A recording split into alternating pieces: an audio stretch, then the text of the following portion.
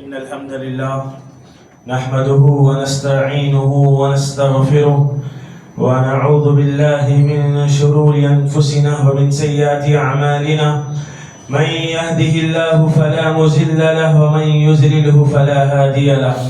أشهد أن لا إله إلا الله وحده لا شريك له، له الملك وله الحمد يحيي ويميت وهو على كل شيء قدير. فإن خير الحديث كتاب الله، وخير الهدى هدى محمد صلى الله عليه وسلم، وشر الأمور محدثاتها وكل محدثة بدعة وكل بدعة ضلالة وكل ضلالة في النار. فأعوذ بالله من الشيطان الرجيم. بسم الله الرحمن الرحيم. يا أيها الذين آمنوا اتقوا الله حق تقاته ولا تموتن إلا وأنتم مسلمون. يا أيها الناس اتقوا ربكم الذي خلقكم من نفس واحدة وخلق منها زوجها وبث منهما رجالا كثيرا ونساء واتقوا الله الذي تساءلون به والأرحام إن الله كان عليكم رقيبا. يا أيها الذين آمنوا اتقوا الله وقولوا قولا سديدا يصلح لكم أعمالكم ويغفر لكم ذنوبكم، ومن يطع الله ورسوله فقد فاز فوزا عظيما. وقال تعالى في موضع آخر: بسم الله الرحمن الرحيم. اليوم أكملت لكم دينكم وأتممت عليكم نعمتي ورضيت لكم الإسلام دينا. وعن أبي أيوب رضي الله تعالى عنه قال: قال رسول الله صلى الله عليه وسلم: لا يحل لمسلم أن يهجر أخاه فوق 3 ليال ويلتقيان فيعرض هذا ويعرض هذا وخيرهم الذي يبدأ بالسلام. سب سے پہلے تعریف بیان کریں گے رب ذوالجلال کی، مالک ارض و سما کی، جو ہم تمام کا سچا معبود ہے. ساری تعریفیں، ساری عبادتیں اسی اللہ کے لیے لائق و زیبا ہے. سبحان اللہ و بحمدہ سبحان اللہ العظیم. درود و سلام ہو اللہ کے بھیجے گئے تمام انبیاء پر، بالخصوص بے انتہا بارہاں درود و سلام کی بے شمار رحمتیں نازل ہو میرے اور آپ کے آخری نبی، اہل ایمان کی دھڑکن محمد رسول اللہ صلی اللہ علیہ وسلم پر. اللہم صلی وسلم وبارک علی نبینا محمد صلی اللہ علیہ وسلم. قابل احترام بزرگوں، نوجوان دوستوں، پردہ نشین خواتین اسلام، آج کا یہ دن بڑی خوشی اور سعادت مندی کا دن ہے کہ آج ہم اللہ تعالیٰ کے لیے ایک عظیم عبادت اور روزہ رکھ کر اللہ کے گھر میں جمع ہوئے ہیں. آج کے اس روزے کے بارے میں جب پیارے نبی علیہ الصلوۃ والسلام سے سوال کیا گیا کہ اللہ کے رسول عرفہ کے روزے کا کیا ثواب ہے، تو آپ علیہ الصلوۃ والسلام نے فرمایا: احتسب علی اللہ ان یکفر السنۃ الماضیہ والباقیہ. پیارے نبی علیہ الصلوۃ والسلام فرماتے ہیں میں اللہ سے امید رکھتا ہوں عرفہ کے ایک دن کے روزے کا بدلہ یہ ہوگا اللہ تعالیٰ 2 سال کے گناہوں کو معاف کرے گا. آج کا ایک دن کا یہ روزہ ہمارے 2 سال کے گناہوں کا کفارہ ہے. آج کا دن اہل ایمان کے لیے خوشی اور سعادت مندی کا دن ہے. اور پیارے نبی علیہ الصلوۃ والسلام فرماتے دنوں میں سب سے بہترین دن جس دن سورج طلوع ہوتا ہے وہ جمعہ کا دن ہے. آج جمعہ کا دن بھی ہے، عرفہ کا وقت بھی ہے. اللہ تعالی ہم تمام کی جمیع عبادتوں کو قبول فرمائے. جتنے حجاج اپنی محنتوں کے بعد حج کے ارکان کو انجام دے رہے ہیں، اللہ تعالیٰ تمام حاجیوں کی حج کو قبول فرمائے.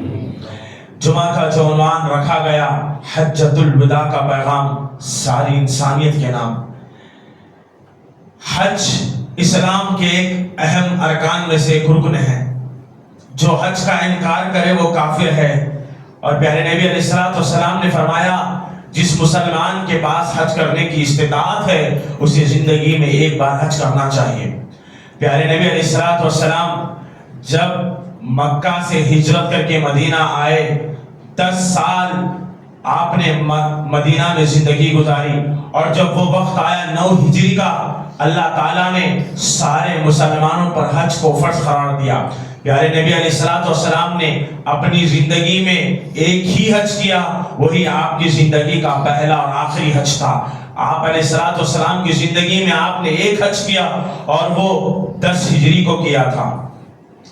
جب 10 ہجری کا وقت آیا، اللہ کے نبی علیہ السلام مدینہ سے نکلے، مکہ گئے۔ آپ علیہ السلام جب مکہ پہنچے، جب آپ مکہ کی طرف روانہ ہو رہے تھے، آپ نے معاذ رضی اللہ تعالیٰ عنہ کو یمن روانہ کرتے ہوئے کہا کہ اے معاذ، شاید کہ یہ محمد رسول اللہ سے تمہاری آخری ملاقات ہے، شاید کہ اس سال کے بعد میں تم سے ملاقات نہ کروں، اگلے سال جب تم لوٹ کر آؤ گے شاید کہ میری قبر کے پاس سے تمہارا گزارا ہوگا۔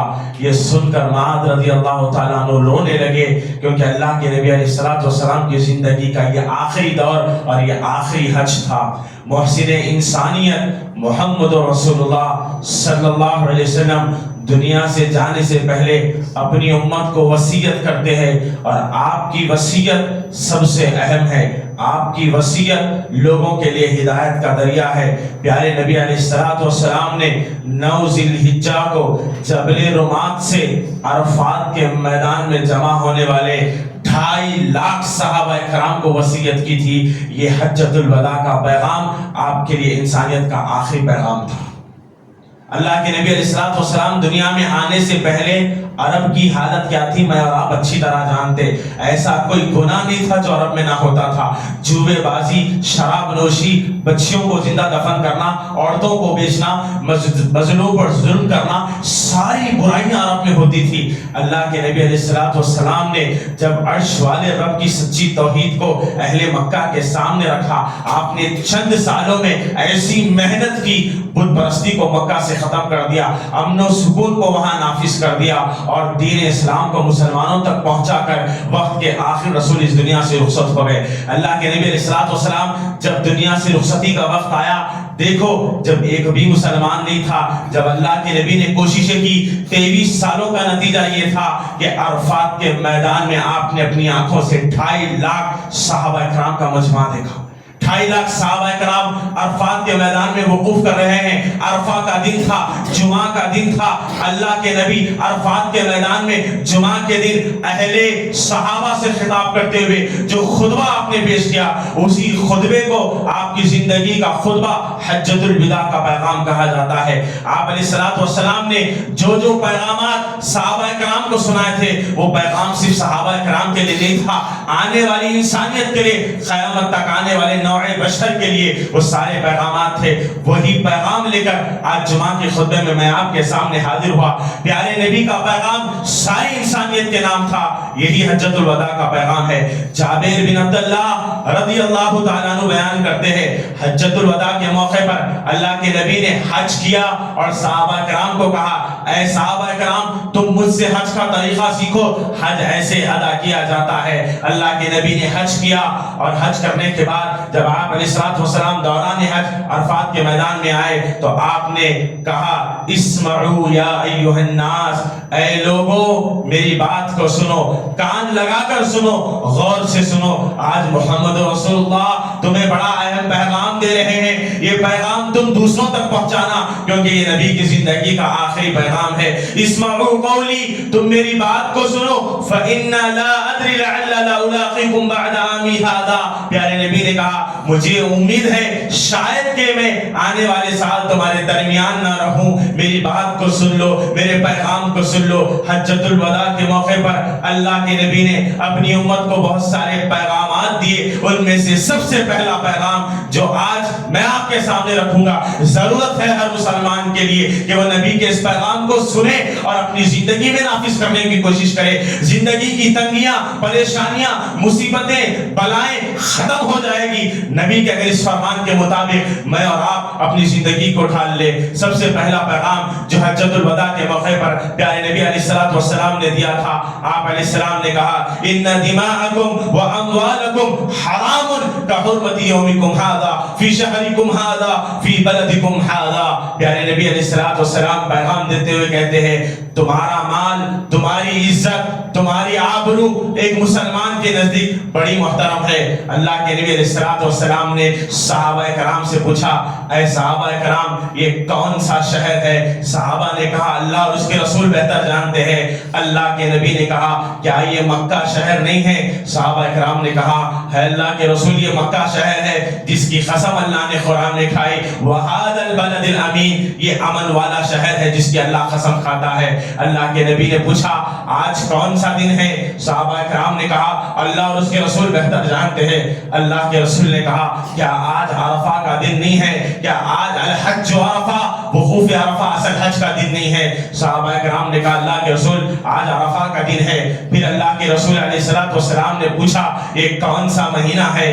صحابہ نے کہا اللہ اور اس کے رسول بہتر جانتے ہیں۔ اللہ کے نبی نے کہا کیا یہ ذی الحج کا مہینہ نہیں ہے؟ صحابہ کرام نے کہا ہاں اللہ کے رسول یہ ذی الحج کا مہینہ ہے۔ پھر اللہ کے رسول علیہ السلام ساری انسانیت کو جھنجھوڑتے ہوئے یہ پیغام اپنی امت کو دیتے ہیں اے لوگو تم ایک مسلمان ہو دوسرے مسلمان کا خیال کرو، ایک مسلمان دوسرے مسلمان کے مال کی حفاظت کرے گا، ایک مسلمان دوسرے مسلمان کی جان کی حفاظت کرے گا، ایک مسلمان دوسرے مسلمان کی عزت و آبرو کی حفاظت کرے گا۔ جس طرح تمہارے نزدیک مکہ شہر کی عزت ہے، جس طرح تمہارے نزدیک عرفہ کے دن کی عزت ہے، جس طرح تمہارے نزدیک یوم النحر کی عزت ہے، جس طرح تمہارے نزدیک ذی الحج کے مہینے کی عزت ہے، ایک مسلمان دوسرے مسلمان کی ویسے ہی عزت کرے جیسے مکہ مکرمہ کی عزت کرتا ہے، ایک مسلمان دوسرے مسلمان کی ویسے ہی عزت کرے جیسے وہ عرفہ کے دن کی عزت کرتا ہے، ایک مسلمان دوسرے مسلمان کے مال کی، اس کے جان کی، اس کے عزت و آبرو کی ویسے ہی حفاظت کرے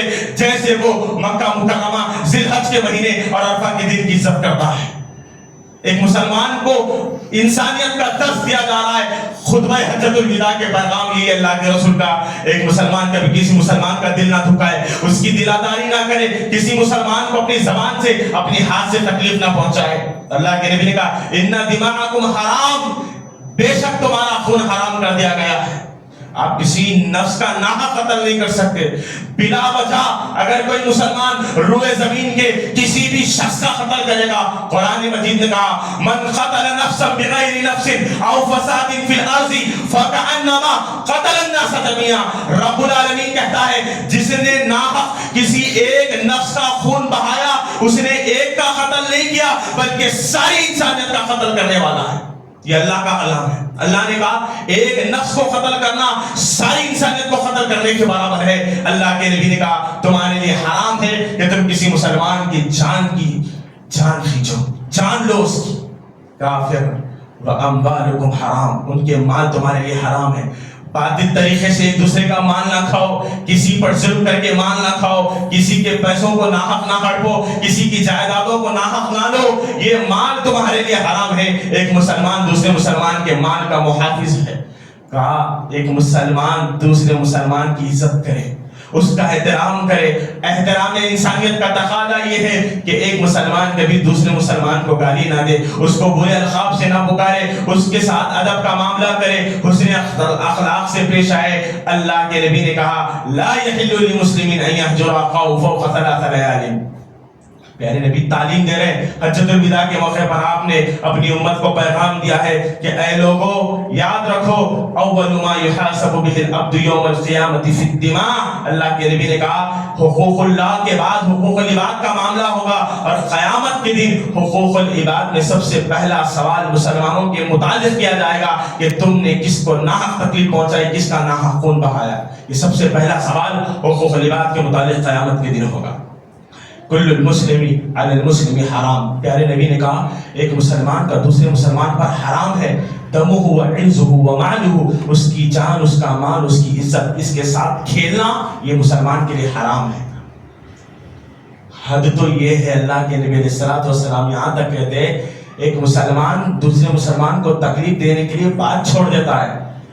میری آپ سے کچھ بحث ہو گئی، آپ کی مجھ سے کچھ مناظرہ ہو گیا، دو دوستوں میں کچھ لڑائی ہو گئی، بات چیت بند ہو گئی، تعلقات ختم ہو گئے۔ اللہ کے نبی نے کہا لا یحل لمسلم ان یہجر اخاه فوق ثلاث لیال۔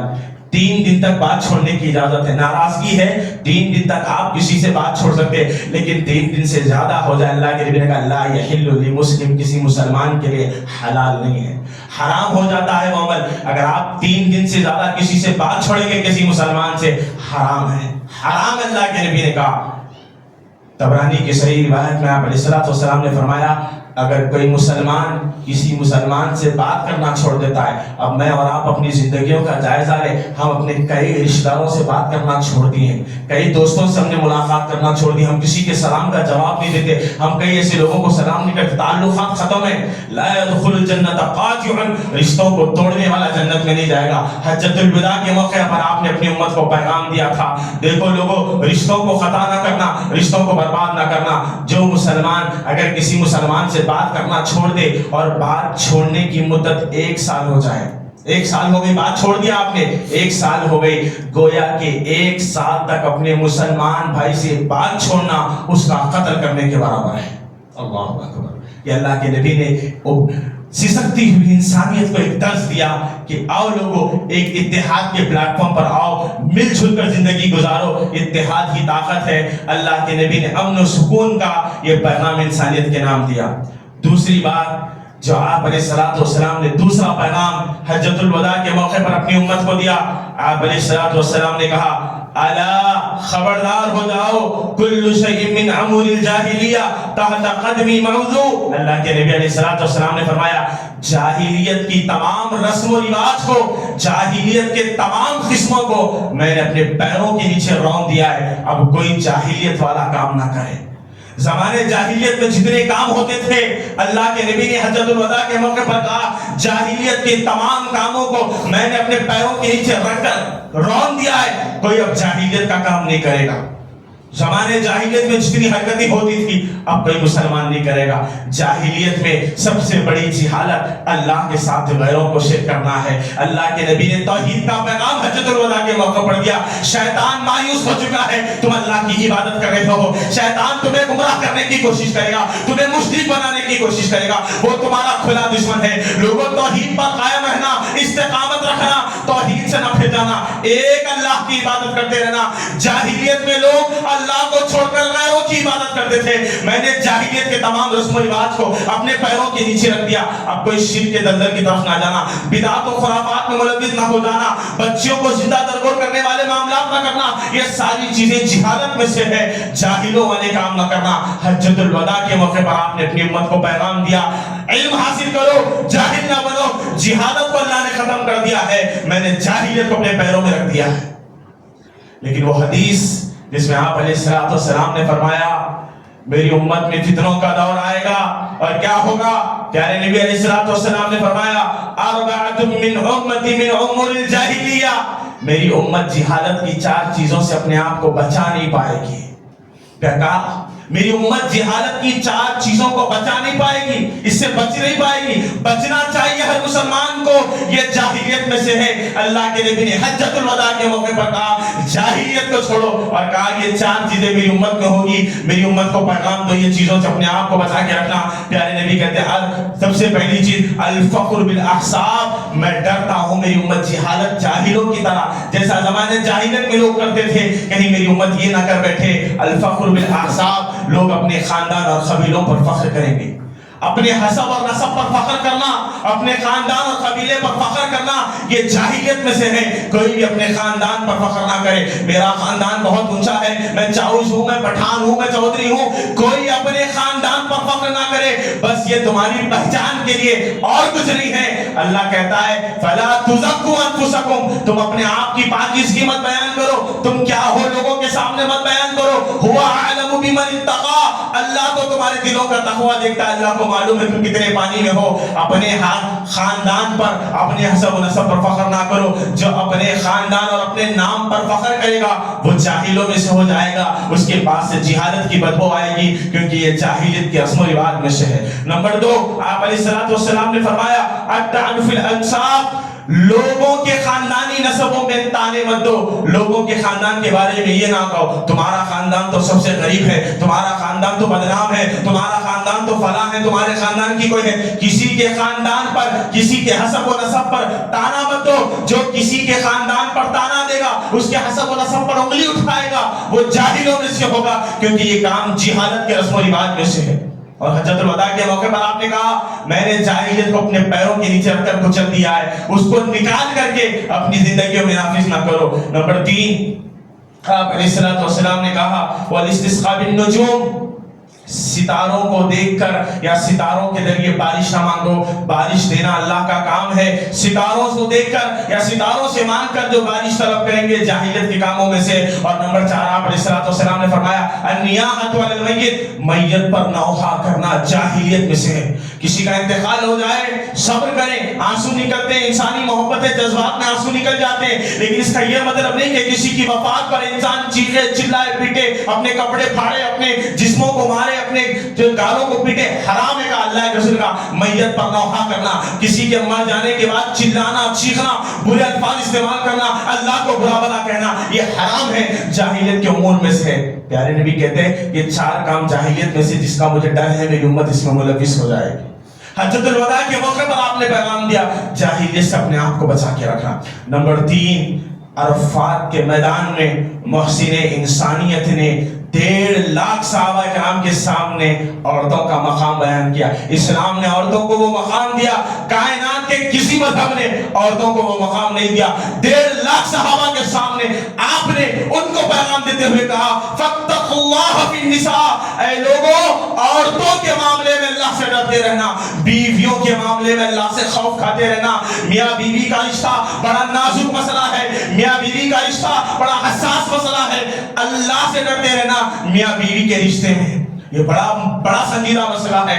اللہ کے نبی عورتوں کا مقام بتا رہے ہیں اور یہ کہہ رہے ہیں کہ اپنی بیویوں کا خیال کرو اور بیویوں کے معاملے میں اللہ سے ڈرتے رہو۔ فَإِنَّكُمْ أَخَذْتُمُوهُنَّ بِأَمَانِ اللَّهِ، کیونکہ تم نے اپنی بیویوں کو اللہ کو حاضر ناظر جانتے ہوئے حلال کیا ہے، تم نے اللہ کے کلمے کے ذریعے اپنی بیویوں کو حلال کیا ہے۔ اللہ کی خاطر اپنی بیویوں کو تکلیف نہ پہنچاؤ، عورتوں کا مقام اسلام نے دیا۔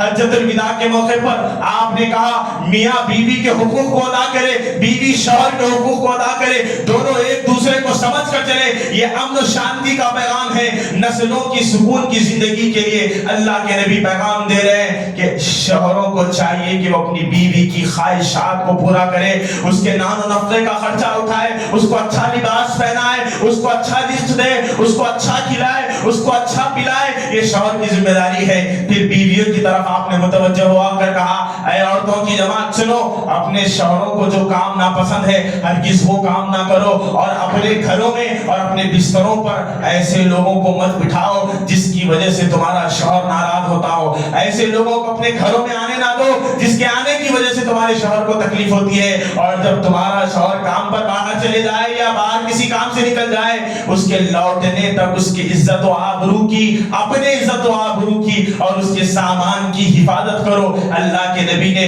دونوں کو تعلیم دی ہے، شوہر بیوی کے حق کو ادا کرے، بیوی شوہر کے حق کو ادا کرے، اور کہا فاتقوا اللہ فی النساء، عورتوں کے معاملے میں اللہ سے ڈرتے رہنا۔ نمبر 4 حجۃ الوداع کے موقع پر ایک پیغام آپ نے دیا، اس پیغام کی مجھ کو آپ کو دنیا کے سارے مسلمانوں کو بلکہ رہتی ساری انسانیت کو ضرورت ہے اس پیغام کی۔ پیارے نبی علیہ الصلوۃ والسلام نے کہا وَقَدْ تَرَكْتُ فِيكُمْ مَا لَن تَضِلُّوا بَعْدَ، اللہ کے نبی نے کہا میں جا رہا ہوں اور میں تم کو ایک چیز دے کے جا رہا ہوں، ایک چیز تمہارے لیے چھوڑ کر جا رہا ہوں، اگر تم مضبوطی سے تھامے رہو گے، انہیں تسلتم بھی، اگر تم مضبوطی سے تھامے رہو گے کبھی بھی گمراہ نہیں ہوگے۔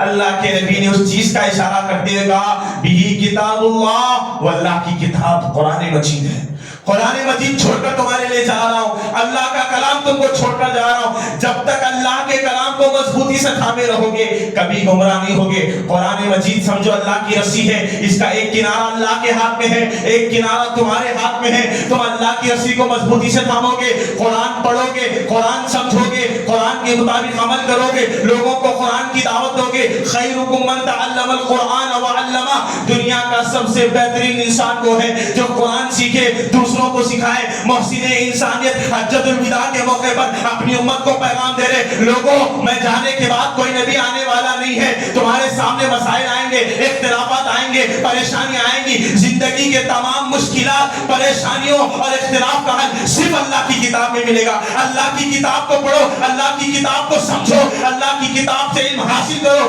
اللہ کی قسم کبھی گمراہ نہیں ہو سکتے، اللہ ہر پریشانی سے بچائے گا۔ آج معاشرہ کیا ہے، سیاسی مسائل سے لے کے اجتماعی مسائل تک، گھروں کے مسائل سے لے کر باہر کے دنیا کی تمام مسائل تک آج امت پریشان ہے کیونکہ وہ اللہ کی کتاب سے دور ہو گئی. آج ہم نے قرآن پڑھنا چھوڑ دیا, قرآن سمجھنا چھوڑ دیا. کتنے دن ہو گئے رمضان جا کے, اب تک شاید کسی کو توفیق نہ ہوئی اللہ کا کلام اٹھانے کی. آج ہمارے گھروں میں مسجدوں میں قرآن رکھا ہوا ہے, دھول جم گئی, پڑھنے کی توفیق نہیں ہے. اللہ قرآن میں کیا بتانا چاہتا ہے ہم نے کبھی سمجھنے کی کوشش نہیں کی. اللہ کیا بولنا چاہتا ہے, زندگی کا مقصد موت اور حیات اللہ نے قرآن میں تذکرہ کیا, مگر قرآن لوگ پڑھتے نہیں ہے. قرآن سے دوری آج امت کے زوال اور بربادی کا سبب ہے. حجۃ الوداع کے موقع پر آپ نے تعلیم دی تھی قرآن کو مضبوطی سے تھامے رہنا. آج قرآن سے میرا اور آپ کا کیا رشتہ ہے؟ قرآن مجید میں اللہ نے کہا وَمَنْ أَعْرَضَ عَنْ ذِكْرِي فَإِنَّ لَهُ مَعِيشَةً ضَنْكًا. جو کوئی میرے کلام سے منہ موڑے گا, قرآن نہیں پڑھے گا, قرآن کو نہیں سمجھے گا, اس کی تفسیر نہیں پڑھے گا, علماء سے دین نہیں سیکھے گا, قرآن نہیں سمجھے گا, اللہ نے کہا وَمَنْ أَعْرَضَ عَنْ ذِكْرِي فَإِنَّ لَهُ مَعِيشَةً ضَنْكًا.